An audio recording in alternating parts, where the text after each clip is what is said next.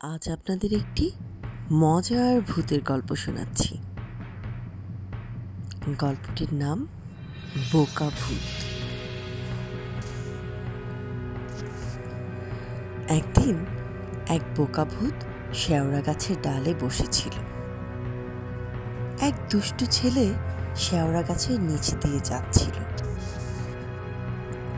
ভূত তো ভাবল, এই তো সুযোগ। লাফ দিয়ে সামনে গিয়ে তার সামনে দাঁড়ালো।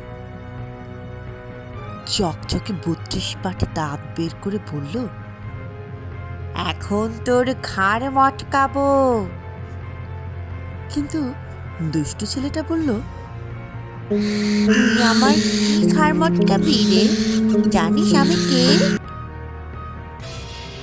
বোকা ভূত বলল, কে তুই?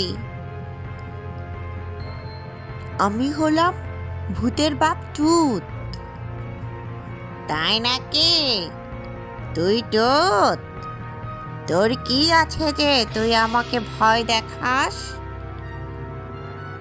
দুষ্টু ছেলেটা বলল, কারণ আমি যা খেতে পারি তা তুই খেতে পারবি না।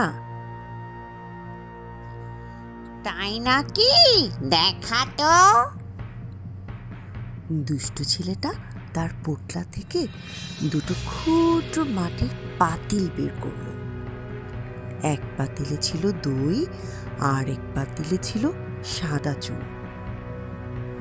দুষ্টু ছেলেটা দইয়ের পাতিল থেকে 1 চামচ দই খেয়ে নিল আর চুনের পাতিলটা বোকা ভূতের হাতে দিয়ে বলল, এইবার নে, দেখি তুই খা। বোকা ভূত তো আর এত কিছু বোঝেনি।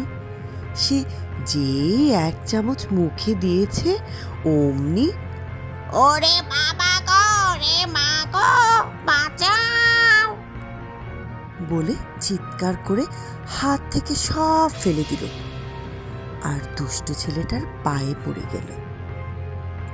এবার ছেলেটা জোরে অট্টহাসি দিয়ে বলল, হীরা জহরত যা আছে এখনই বের কর।